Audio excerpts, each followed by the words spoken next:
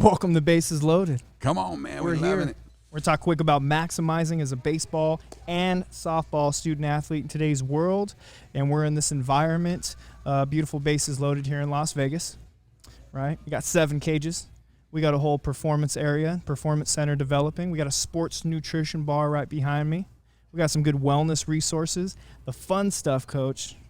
How about these sports technology, software and the devices are really changing to develop the mind of the athlete? Oh, man, the whole thing. The whole thing. You know what's neat now is, especially in each sport, so much data is being produced. Yeah. And making us, giving us a greater level of awareness for a number of different things. One, biomechanics. Yes. Nutrition. Batting practices. People break things down like batting swings. Right. What's the trajectory? Where are your elbows at? You know, did your hip come first? All these different things are broken down, and people are having more accessibility to these type of resources. You walk into a facility like this. Right. And one of the neat things that you think immediately is someone swinging a bat, but they ever developed the skill of being able to know how to internally or externally rotate their hip. Right. Have the foundational stuff. Have they ever sat down and said, hey, I know how to set my scap? Right. All right. Or do I have a winging scap? And I'm throwing the ball with this floating shoulder joint. Yes. And as a result, I become vulnerable. I'm going to get tightened around the shoulder joint. Right. Elbow becomes vulnerable. Right. Well, now with all the information, with these things set up, you go, from a pragmatic standpoint, youth sports should start with foundational stuff. Right. Start with the move. So you walk in a place like this and you're learning how to bat and to swing and do other different things, but also, you learn how to move. Right. You know what I love about Coach Manny here while he's on the cast is that you don't shy away from using the correct terminology in everything you do. And sometimes these kids come in and not even knowing the foundation. You might not even know the language and the lingo, but you're going to learn quick when you're actually applying, right? We talk about this all the time. How you apply, taking the biomechanics, taking the movement platform and foundation for the human being first, and then it's a plug-in system, right? It's kind of plugging into the sport. And what do? You would like to identify what movement patterns are needed for the sport, and then you build a program around it, right? Or are you just doing the fine-tuning? You know what's funny? That's a great question. Now think there's a movement pattern needed for the sport, right? Right. But there's also a movement pattern needed just to efficiently move your body. Like I go to stand up, anything. I go to pick something up. People say, hey, don't pick it up like that. You'll hurt your back. Right. Right? And you're like, why? There's a proper way to pick it up. And they strongly encourage you to do it. Right. So your doctor bill doesn't go up, right? No, my back is strong. I come from a strong family of backs. So I pick it up any way I want. You're like, no, you don't want to do that.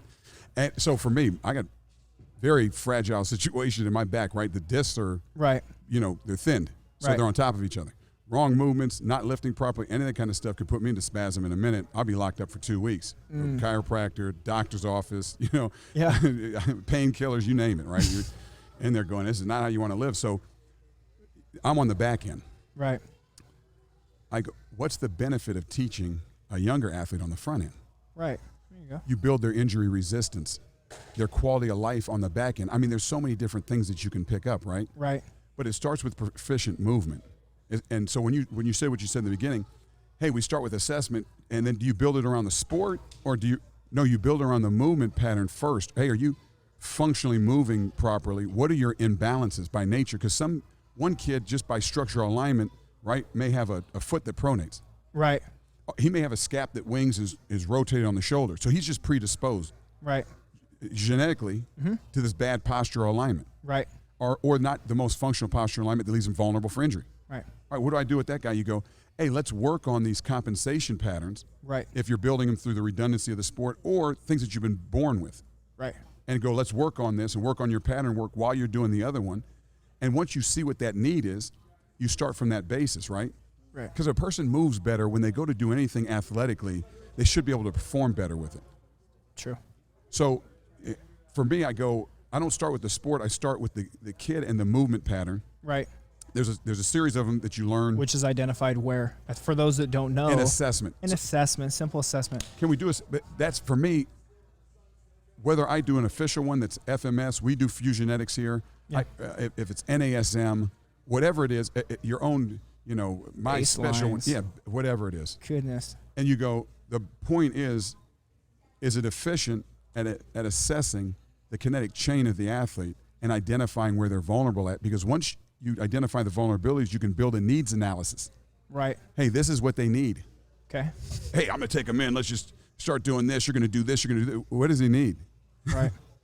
You're selling them all this stuff. And I love that approach. And need? that's something you brought into every performance center that we are leading, right, is that need for assessment first. All the athletes, don't care, 11, 21 years old, whatever it is, let's get their assessment knocked out first so that we can figure out where they're at, right? But how cool is it now where you have that assessment, you find their need, and you don't have to outsource it. Taking this new approach. So you're one who's always talking about maximizing. How much easier is it, not easier, that you're able to work at an efficient level when the things you see and you're requesting them to maximize on is all in arm's reach, right? As the athlete growing up, we've all been through it. We've seen multiple facilities, centers, programs. Kids have the resources now to do their skill-specific performance development, wellness, recovery, therapy, sports nutrition. What else am I missing? Mindset development. In one place. I'm sorry, I did miss one thing. Education. School. I can learn remote. I can train. I can recover. I can maximize. What's maximize mean now to you when you have all the resources needed in one tailored spot? Oh, man, we could spin this a million different ways here. Let's go. So first thing, maximize time. You only have so much of it. Right. All right. So if I can wake up and get school knocked out in 3 hours instead of 8, right.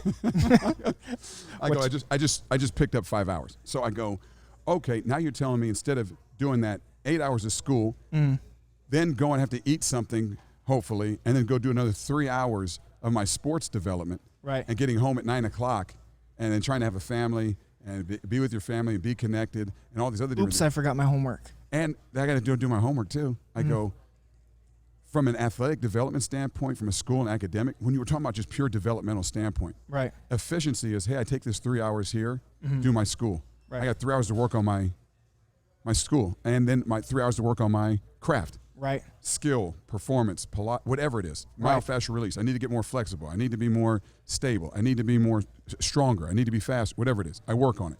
I got 3 hours I can work on multiple aspects of my sport, right? Right. And then I get to go home at 3 o'clock, and I got 3 hours to do my homework, and then I can have time with the family. I can eat dinner, or I can go to bed on time. Right. I can get proper rest, which is a huge criteria for proper recovery.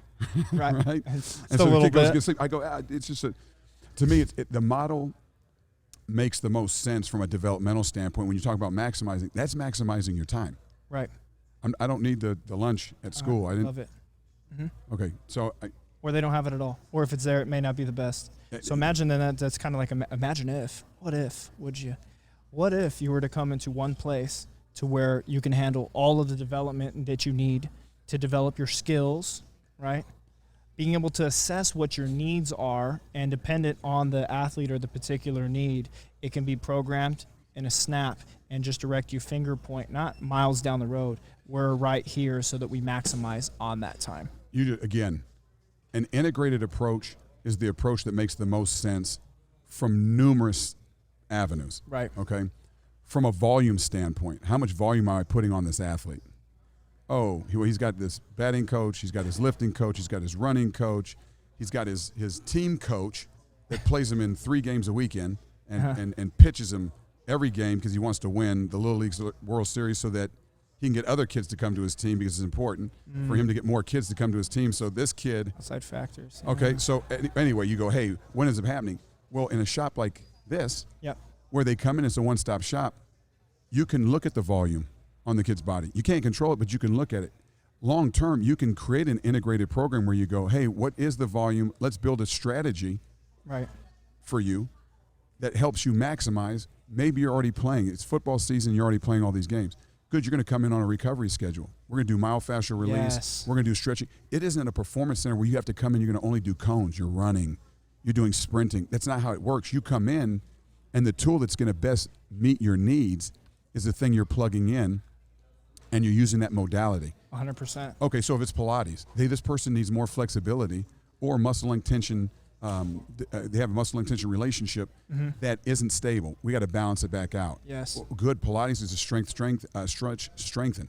From their core. From core development. From their powerhouse. One of the weakest things that's out there for most kids is core. Right. So you go, hey, we're coming in and foundationally, these are the things that we're developing. And so the kid comes in, all right, we're not going to do plyometrics with you. What's going to happen with you when you come in is you're doing all core development. Right. Stretch strengthening. Well, if there's a facility and it can facilitate all those things, what happens is instead of someone coming and getting a cookie cutter, they're able to get a pragmatic approach to their specific needs. Love it. Well, that's a big deal. I mean, at the end of the day, that's what we're talking about. And that's the biggest change. And that's the biggest change I feel in the industry. Maybe a shift is that now these guys, how important it is to develop. They have those needs. It's there. We just jumped off of another show a second ago. It was like, wonder why the need or why the education and whatnot is not there for everyone to do it. You need to show. You got to demonstrate. You got to have places like this that go and pioneer the way, right, to be able to demonstrate that it is possible. You can have the same resources that professional athletes have or seek to have as early as fill in the blank. That's why when you talk to me about this originally, it's the biggest thing that grabbed me. And I say it all the time. I said it on a previous podcast. That makes the most sense to me. Right. And when, say, Ronnie Stanley came and talked to me about working with him professionally, I say this over and over again. My biggest thought was, how do I surround this guy with all the tools? Well, guess what I had to do? I had to go find a fascial stretch guy, go take him down to the fascial stretch guy. I had to go take him down to the PT. I had to go take him over to, or I had to have those guys come over for an inordinate amount of, for a hefty price. We had to find a gym that would allow other people to come into it. Right. And operate out of it, because that's a liability issue for most people. And like, I don't know that guy. Yep. I'm not letting him in my gym. Kind of deal. So when we start talking about the facility, right, things you've done in the past, and that you go, hey, you can walk in, you can have that already built in, and it's not just for the elite athlete that makes $24 to $100 million a year and can afford to pay that bill, but it's for the kid that needs it the most in his developmental stages of life, 6th, 7th, 8th grade, right? And you're going, hey, this is available to him when it can prove the most beneficial, 1, to his development, 2, injury resistance. Yes. And longevity. So it's injury resistance. Let's just put longevity on the back of that one. Keyword. In life, I go, yeah, that made the most sense to me. Right. Then I start to go, why wouldn't you? You want a place where a kid goes and the performance coach goes, hey, listen, what is he doing over in skills? What's going on with recovery? Oh, all this is happening. Okay, this is what we're going to do based on everything else, the total volume that's being put on his body. Based on your focus. Hey, he's got a heavy skill focus. Okay, then we're going to go back, and what they call it, is regression. We're going to regress with this kid real quick, and when we regress with him, we can live in this regression because his skills picked up, and we're just going to minimize the volume on him for a little bit. Yes. Rebuild his patterns so he's really protected through this. He doesn't lose his patterns while the skill picks up. Yep. Okay, well, this kid's benefiting from the regression, from the skills pickup, because it's a collaborated approach. We're integrated in our approach, and we're talking. We're saying, hey, this is going to best help the athlete. The communication. That's what I mean. Even with all of the resources, you pull out the communication piece, and it's not as sweet. Or not even, it's not as sweet. You could be working very, very hard, no attention to time. You're saying how to get all these different resources, driving from here to there, whatever it is. And then we're not maximizing. You think you are because you see, I got to do this like so-and-so or like him. You get focusing on other people and their development when it's not yours. That's not your assessment. That's not your to-dos, right? And I think the biggest solve with all the understanding all of the importance of those resources, but you just tied it back in, is the communication piece, right? Having that now is the glue to making it all go, and probably why we're so proud, let's say, in launching programs like we're doing right now, is to all those things, all those factors exist in one spot. This is the crazy thing, too, to add on to what you just said.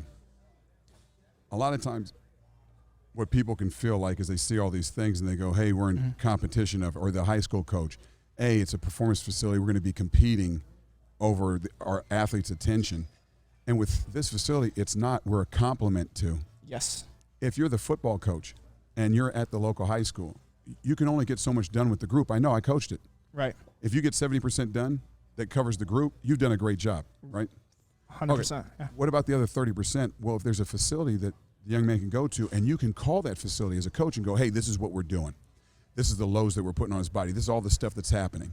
Right. Can we build out an approach for our group and our team that they can come in and benefit from the service that you guys provide as a group? And you go, yes, you know why? We're not in competition with you. I'm not going to undermine you.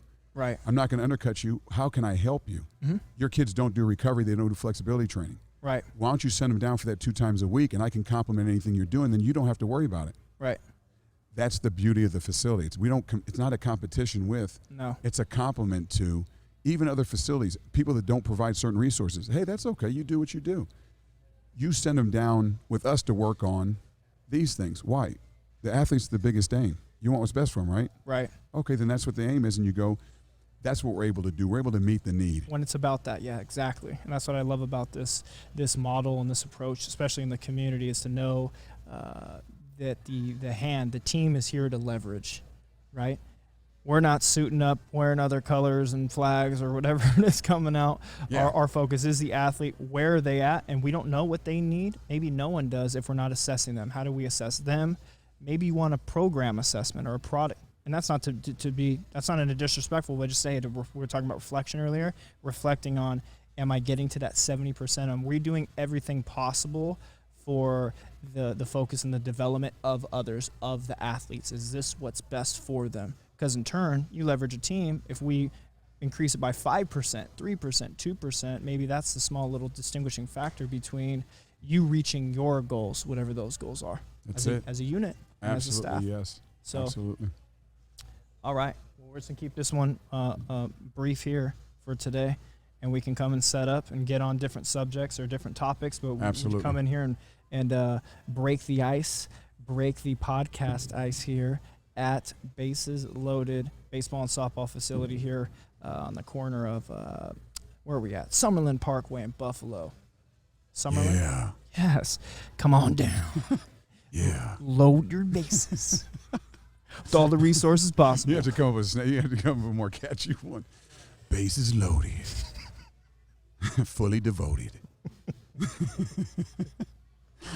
That's it. We're done. Out. Out.